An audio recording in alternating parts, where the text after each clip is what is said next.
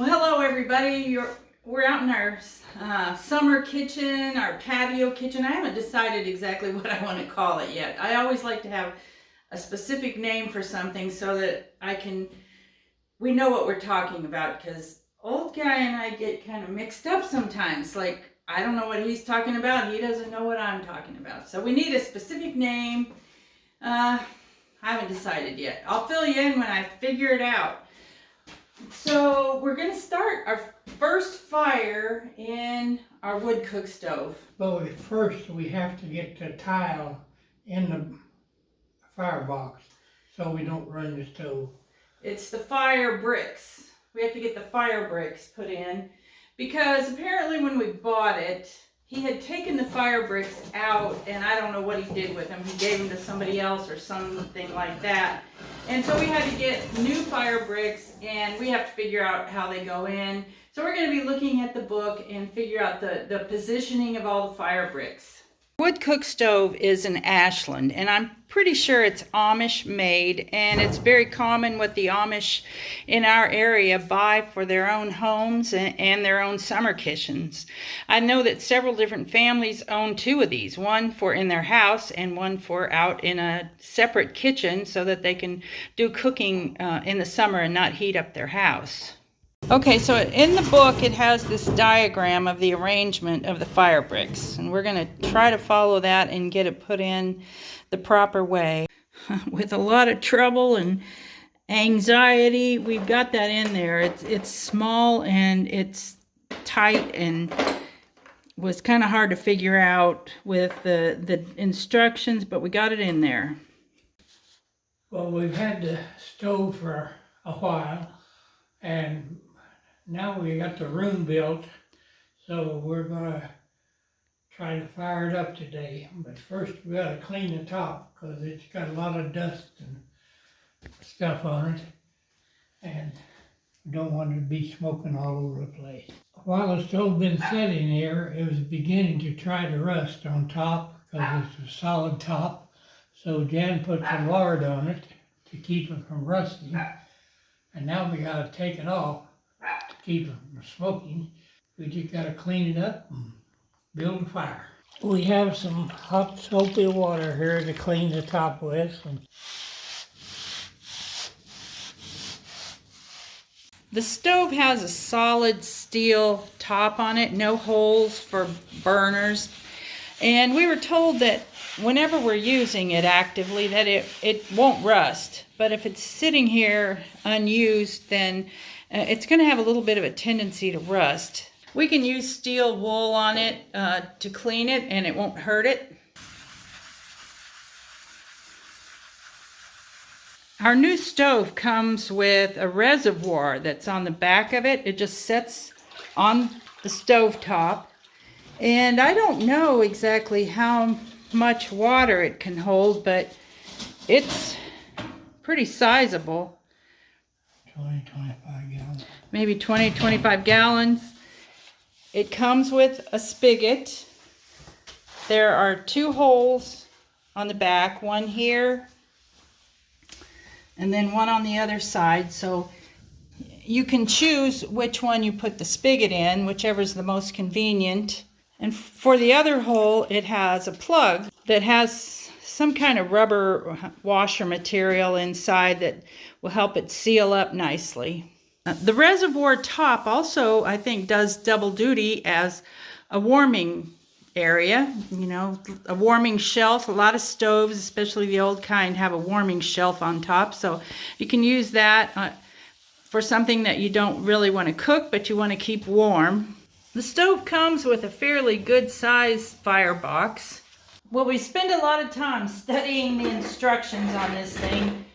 And the first thing it says is to take ashes and put inside on the grate and let enough, you know, fall down in there. This acts as insulation a little bit and also makes it so that the grate doesn't get so hot and it helps it to last longer. So the instructions are to put about 2 inches of ash in there.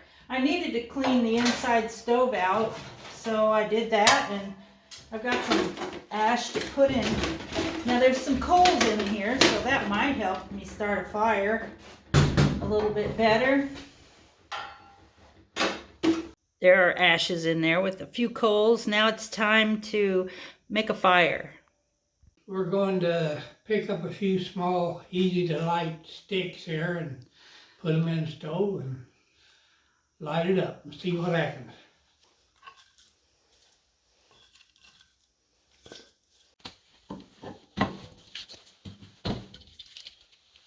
Every year I make some fire starters out of wax, sawdust, and egg cartons, so we're going to use that.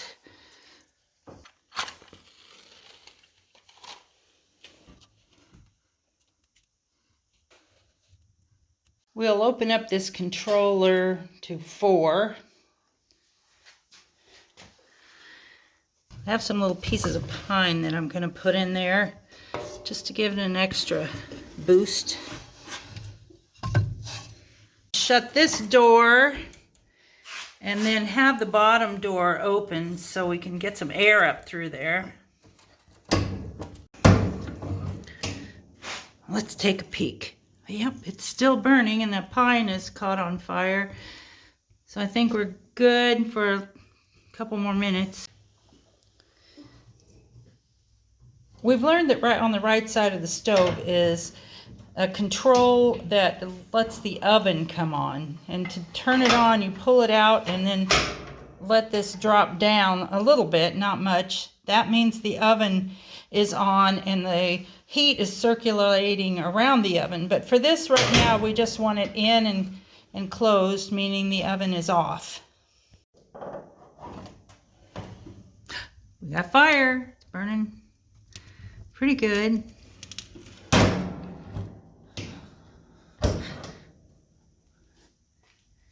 And I'm starting to feel a little bit of heat on here. It would feel good to lay down on it. It wouldn't burn me if I stepped on it or anything. Okay, with this dial, it tells what the temperature is on the stove. If you've got the oven off, which means that little pull thing right there is pushed in, then this dial just tells you the temperature of the whole stove. If you have the oven controller pulled out, which means it's on, then it's telling you what the temperature is inside the oven. I'm starting to get a little bit of heat on the flue, so that means that it's drawing. Checking outside to see if there's any smoke coming out, and I can only see a little bit, but not much. Now the stove in the house feeds air from, we're getting a little smoke come out, which means it's not drawing real good yet. But anyway, the stove in our house feeds air from the top down. This one is different, where it breathes from the bottom and goes up. So I'm going to put some more wood on there to get heated up. There we go. I can hear it snap, crackling, and popping in there, which is a good sign. Blue's warmer, but still not too hot. There's definitely smoke coming out up there now. Okay, it's gotten to a point where it's too hot for me to hold my hand on.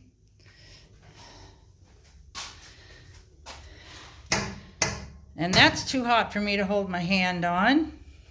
Let's get a kettle and put on, see how long it takes to boil. That shows that it's right about 120 degrees, so that's encouraging. Okay, I put 1 quart of cold water in my tea kettle, and I'm gonna see how long it takes till it starts whistling. I can't capture it on the camera, I think, but the top is smoking. So it's probably got some kind of treatment, plus what's left of the lard that I put on it. It's burning off. It shows that it's 220 and climbing fast up to 230. So it's getting hot pretty fast. I've got a pretty roaring fryer in there. This stove is supposed to be really efficient. I stepped outside and came back in, and I can see it's really smoking a lot. So It could be that I should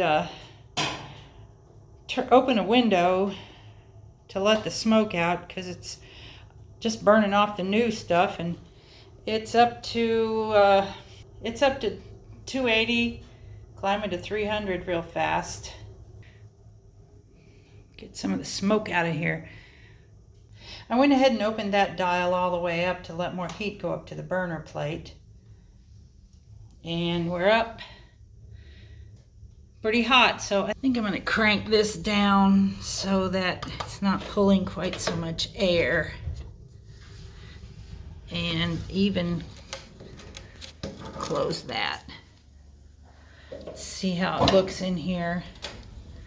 We got lots of fire. Well, I've had to open some more windows because it's pretty smoky in here. I opened that to let it out the top, and then this window over here I opened to have some circulation. It's been about 17 minutes since I put the water on. The stove itself is up to 375. No whistling from the kettle yet, but I can see some steam coming out of there, so it might not be too long. I've never cooked on a wood cook stove my whole life. Now I have cooked on a wood stove before, like to put something on to let it cook all day long, or if we had trouble with the electricity and I had an electric stove. I've probably fried something on a wood stove before. I can't quite remember, but I have zero experience with a wood cook stove. I was born after most people in the country either had a gas stove or an electric stove. So none of my grandparents, none of my great-grandparents that I can even, it's getting kind of smoky, burning my eyes. Not even any of my great-grandparents that I can ever remember cooked on a wood cook stove. So this is all new experience to me. Now, old guy, he grew up with his mom cooking on one, so it's not new to him, but this is a different kind of stove than what he grew up with his mom using. So it's a learning process for both of us. Nearly up to 400 degrees, and I don't want to get it too hot too fast. We're starting to turn dark in the middle there. What do you think that means? That means it's hotter than heck. That means it's really hot right there? Okay, so I'm going to turn this You dial. gotta get over 5. Well, yeah, I'm not going to let it get it over 5. I'm going to turn this down toward the cooler side. But I want my water to boil as fast as possible. Oh, okay. Well, I didn't think of... Actually, it's dark here where the kettle was, too. So I don't know which place is hotter. I'm not putting my hand on there to try to find out. Probably even. Seems like this one's right over the firebox, so it ought to be hotter. But Over here and out. but that goes over there, circulates. Well, then that right there is where the flue goes up. So it kind of makes sense that that would be hot right there. You trying to warm your hands up a little bit? Sure I am. They're cold. You were outside fixing your lawnmower. Well, that's steaming, so I feel like it's got to be close to boiling. Very close. We have our grandpa and our grandma cups that we got as gifts from Norway when the kids went over there last year. So we're going to have some hot chocolate with the water we're heating. Okay, it's whistling, and it took 28 minutes from the time I put that cold kettle on there with the stove not as hot as it could have been, and as definitely not as hot as it is right now. That says it's about 410 degrees right now with the tea kettle going.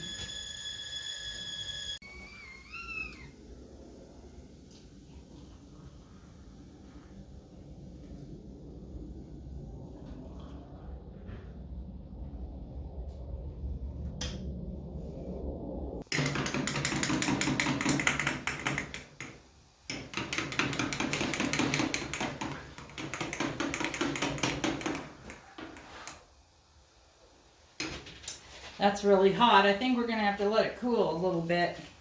Here you go, Grandpa. It's really hot, but your hands are really cold. Thank you, Granny. You better warm your hands up on it for a while. I'm really interested in the fact that this turned so shiny blue-black, and I'm curious to see what happens over the time of using it if the whole thing starts looking like that. Well, here's to our first fire up of our wood cook stove, and here's to many more fires in the wood cook stove. Thanks for joining us while we learn how to work our cook stove, and we're sure gonna look forward to seeing you next time.